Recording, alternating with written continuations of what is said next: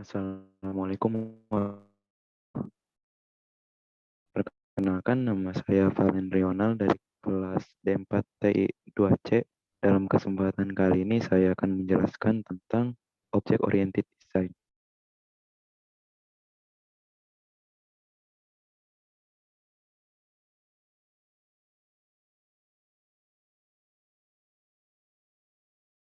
Object Oriented Design. Dalam pengembangan perangkat lunak, desain dianggap sebagai langkah yang dilakukan sebelum pemrograman. Pada kenyataannya, analisis, pemrograman, dan desain cenderung dilakukan bersamaan. Salah satu kelebihan bahasa seperti Python adalah kemampuannya untuk mengekspresikan desain dengan jelas. Dalam bab ini, akan membahas sedikit tentang bagaimana kita dapat bergerak dari ide yang baik menuju pembuatan perangkat lunak. Kemudian topik pembahasan. Berikut ini adalah beberapa topik yang akan dibahas dalam bab ini. Yang pertama adalah apa itu object oriented, kemudian perbedaan antara object oriented design dan object oriented programming. Yang ketiga adalah prinsip dasar object oriented design dan yang terakhir adalah basic unified modeling language atau UML.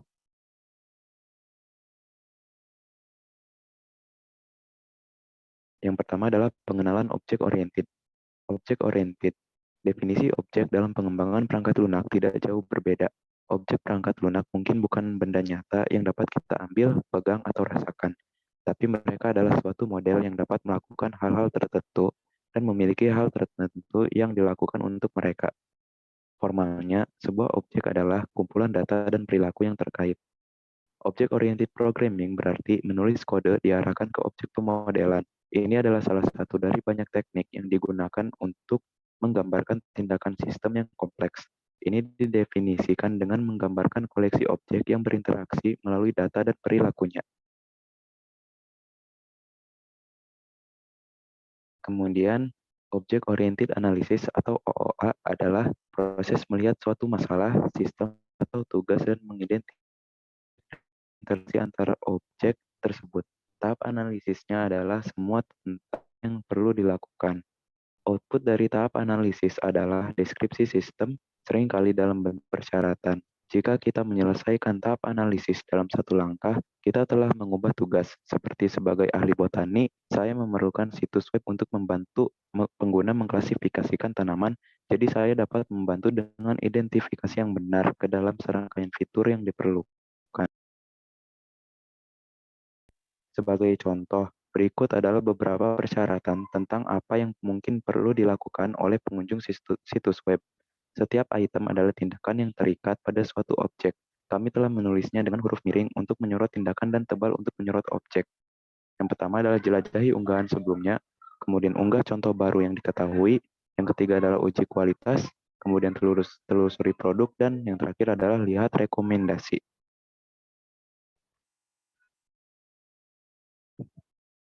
Kemudian Object Oriented Design atau OOD. Object Oriented Design adalah proses mengubah persyaratan tersebut menjadi spesifikasi implementasi. Perancang harus memberi nama objek, mendefinisikan perilaku, dan secara formal menentukan objek mana yang dapat mengaktifkan perilaku tertentu pada objek lain. Tahap desain adalah tentang mengubah apa yang harus dilakukan ke dalam bagaimana hal itu harus dilakukan. Object-oriented programming adalah proses mengubah desain menjadi program kerja yang melakukan apa yang awalnya diminta oleh klien. Object and classes. Objek adalah kumpulan data yang dengan perilaku terkait. Sedangkan dalam object-oriented modeling, kelas adalah istilah yang digunakan untuk jenis dari objek. Sangat penting untuk memahami perbedaan antara objek dan kelas. Kelas menggambarkan objek terkait.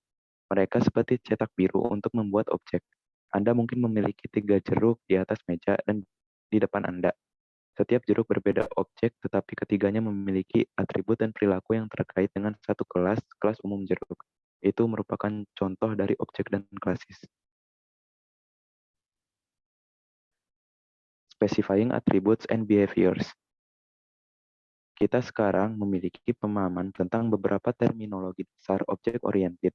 Objek adalah contoh kelas yang dapat diasosiasikan satu sama lain. Sebuah instance kelas adalah objek tertentu dengan kumpulan data dan perilakunya sendiri. Jeruk tertentu di atas meja di depan kita dikatakan sebagai contoh dari kelas umum jeruk. Jeruk memiliki keadaan, misalnya matang atau mentah, Kami mengimplementasikan suatu objek melalui nilai-nilai atribut tertentu. Jeruk juga memiliki perilaku. Jeruk umumnya pasif, perubahan negara dikenakan pada mereka. Mari memperdalam makna dari dua kata itu, yaitu keadaan dan perilaku. Data describes object state. Mari kita mulai dengan data. Data mewakili karakteristik individu dari objek tertentu. Keadaannya saat ini, sebuah kelas dapat mendefinisikan kumpulan karakteristik tertentu yang merupakan bagian dari objek yang menjadi anggota kelas tersebut. Setiap objek tertentu dapat memiliki data yang berbeda nilai untuk karakteristik yang diberikan. Misalnya, 3 jeruk di meja kita yang kita belum makan, masing-masing dapat menimbang jumlah yang berbeda. Kelas jeruk bisa memiliki atribut bobot dan untuk mewakili datum itu. Semua instance dari kelas jeruk memiliki atribut berat, tetapi setiap jeruk memiliki nilai yang berbeda untuk atribut ini. Atribut tidak harus unik, setiap dua jeruk dapat memiliki berat yang sama. Atribut sering disebut sebagai anggota atau properti. Beberapa penulis menyarankan bahwa istilah tersebut memiliki arti yang berbeda. Biasanya, atribut dapat diatur, sementara properti hanya dapat dibaca. Properti Python dapat didefinisikan sebagai read-only, tetapi nilai akan didasarkan pada nilai atribut yang pada akhirnya dapat ditulis, membuat konsep read-only agak sia-sia. Dalam Python, kita juga bisa memanggil atribut sebagai instance variable. Ini dapat membantu memperjelas cara atribut bekerja. Mereka adalah variabel dengan nilai unik untuk setiap instance dari sebuah kelas. Python memiliki jenis atribut lain, tetapi kami akan fokus pada jenis yang paling umum untuk memulai. Kemudian behavior. Perilaku adalah tindakan yang dapat terjadi pada suatu objek. Perilaku yang dapat dilakukan pada kelas objek tertentu dinyatakan sebagai metode kelas. Pada tingkat pemrograman, metode seperti fungsi dalam pemrograman terstruktur, tetapi mereka memiliki akses ke atribut khususnya instance variabel dengan data yang terkait dengan objek ini. Seperti fungsi, metode juga dapat menerima parameter dan mengembalikan nilai. Parameter metode disediakan bentuknya sebagai kumpulan objek yang perlu diteruskan ke metode itu. Benda-benda tersebut adalah terikat pada variabel parameter dalam badan metode. Mereka digunakan dengan metode untuk melakukan perilaku atau tugas apapun yang dimaksudkan untuk dilakukan.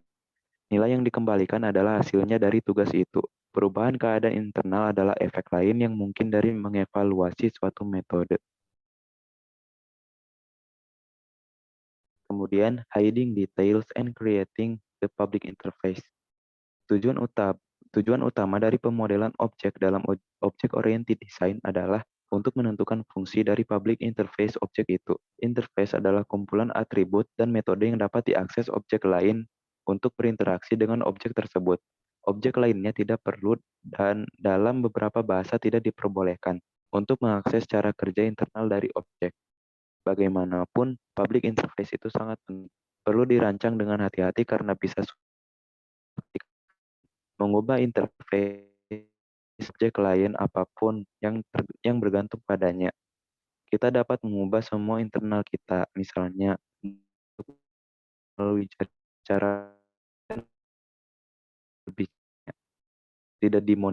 tidak dimodifikasi menggunakan public interface.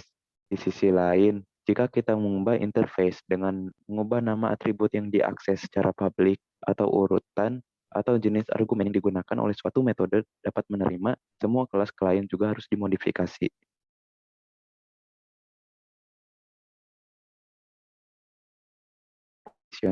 Composition atau komposisi adalah tindakan mengumpulkan beberapa objek bersama-sama untuk membuat yang baru. Komposisi biasanya merupakan pilihan yang baik ketika suatu objek merupakan bagian dari objek lain. Kami telah melihat petunjuk pertama tentang komposisi ketika berinteraksi tentang mobil. Sebuah mobil berbahan bakar fosil terdiri dari mesin, transmisi, starter, lampu depan, dan kaca depan. Di antara banyak bagian lainnya, mesin pada gilirannya terdiri dari piston, poros engkol, dan katup. Dalam contoh ini, komposisi adalah cara yang baik untuk memberi objek mobil dapat memberikan akses ke bagian-bagian komponennya yang menawarkan lebih dalam tingkat abstraksi yang cocok untuk seorang mekanik.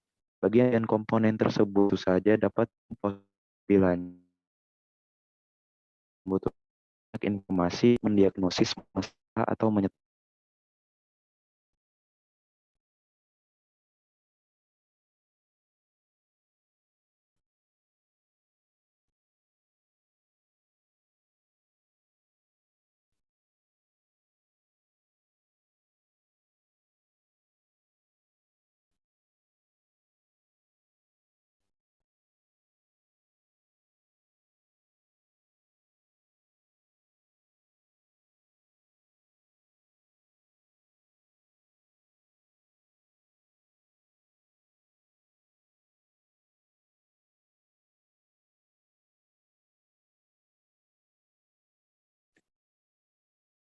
inheritance.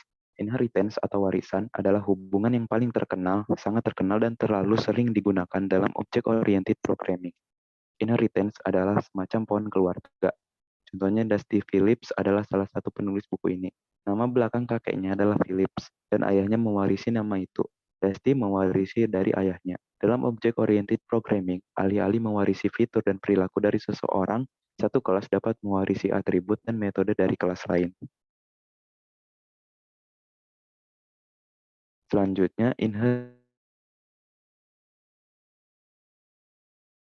kemampuan untuk memperlakukan kelas secara berbeda, tergantung pada subkelas mana yang diimplementasikan. Kami bisa melihatnya beraksi dengan sistem potongan yang telah kami jelaskan. Jika kita mengambil desain sedikit lebih jauh, kita mungkin akan melihat bahwa objek papan dapat menerima perpindahan dari pemain dan memanggil fungsi move pada bidak. Dewan tidak perlu tahu apa jenis bagian yang berurusan, yang harus dilakukan hanyalah memanggil metode move dan akan mengurus pemindahannya sebagai kesatria atau pion. Multiple inheritance. Object-oriented design juga dapat menampilkan pewarisan berganda yang memungkinkan sebuah subkelas untuk mewarisi fungsionalitas dari beberapa kelas induk. Dalam praktiknya, banyak pewarisan bisa menjadi bisnis yang rumit dan beberapa bahasa pemrograman yang biasanya terkenal yaitu Java sangat melarangnya. Namun, pewarisan berganda dapat memiliki kegunaannya. Yang paling sering, ini dapat digunakan untuk membuat objek yang memiliki dua set berbeda perilaku. Misalnya, objek yang dirancang untuk terhubung ke pemindai untuk membuat gambar dan mengirim faks gambar yang dipindai mungkin dibuat dengan mewarisi dari dua objek pemindai dan faks yang terpisah.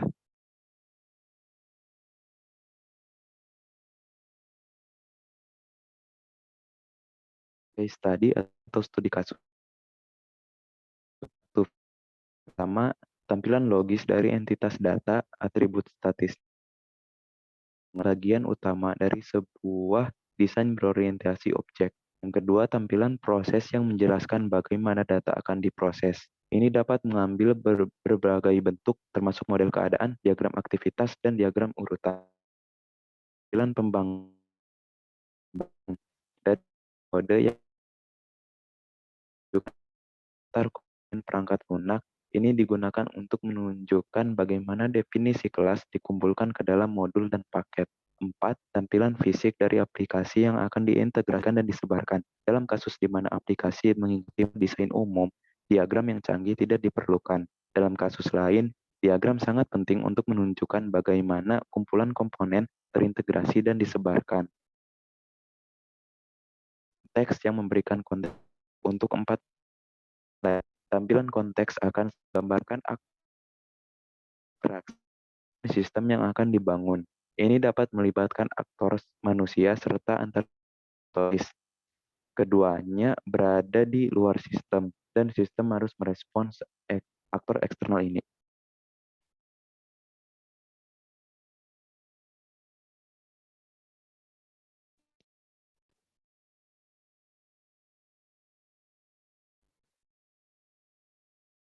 Kemudian introduction and problem overview atau pendahuluan dan ikhtisar masalah. Kami ingin menerapkan satu pendekatan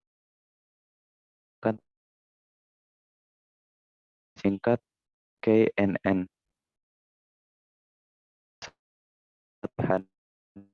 ritme pengklikan atau irian dengan benar. Jumlah atribut di skor name analisis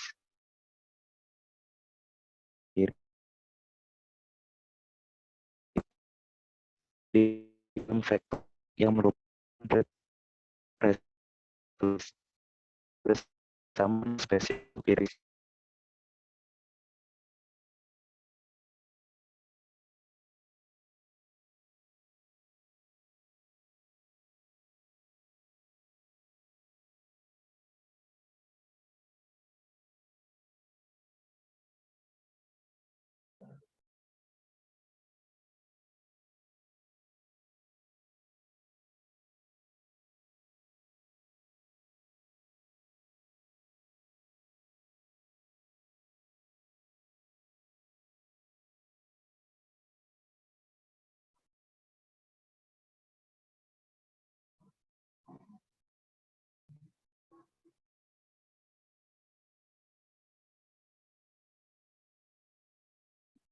Baik, saya akan melanjutkan. Sebelumnya mohon maaf karena ada kendala jaringan.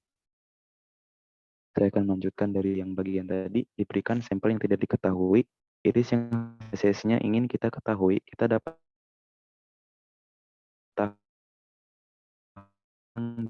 dalam ruang vektor. Sampel yang tidak diketahui dikasihkan ke dalam subpopulasi yang dipilih oleh mayoritas tetangga terdekat. Kemudian konteks view. Klasifikasi konteks melibatkan dua kelas aktor. Yang pertama, seorang ahli yang menyediakan data peneliti, pelatihan, dan kumpulan data uji yang diklasifikasikan dengan benar. Kemudian, seorang pengguna yang melakukan klasifikasi data yang tidak diketahui. Pengguna telah melakukan pengukuran yang cermat dan membuat permintaan dengan data pengukuran untuk mendapatkan klasifikasi dari sistem pengklasifikasi ini. Diagram konteks UML di bawah ini menggambarkan dua aktor dan tiga skenario. Yang pertama yaitu botanis dengan klasifikasinya yaitu training data, set and classify. Kemudian user yaitu make classification request. Sistem secara keseluruhan digambarkan sebagai persegi panjang. Di dalamnya terdapat oval untuk mewakili cerita pengguna.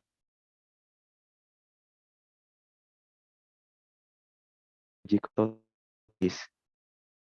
ini menunjukkan kelas data pelatihan objek dengan atribut dari setiap contoh kelas ini. Objek training data memberi nama koleksi sampel dan beberapa tanggal di mana pengunggahan dan pengujian selesai. Untuk saat ini, sepertinya setiap objek training data harus memiliki parameter tunggal, K, yang digunakan untuk algoritma pengklasifikasi KNN. Contoh juga mencakup dua daftar sampel individu, daftar pelatihan, dan daftar pengujian. Setiap kelas objek digambarkan dalam persegi panjang dengan sejumlah bagian individu. Yang pertama, bagian paling atas menyediakan nama untuk kelas objek. Dalam dua kasus, telah menggunakan petunjuk tipe, daftar atau sampel. Kelas generik, daftar digunakan dengan cara yang memastikan isi daftar hanya objek sampel. Yang kedua, bagian berikutnya dari persegi panjang kelas menunjukkan atribut masing-masing objek. Atribut ini juga disebut variabel instance dari kelas ini. Kemudian kami akan menambahkan metode ke bagian bawah untuk contoh kelas. Proses view. Memuat sketsa diagram aktivitas untuk kasus penggunaan ini. Diagram aktivitas merangkum sejumlah perubahan status. Pemrosesan dimulai dengan node kode awal dan berlanjut sampai node akhir tercapai.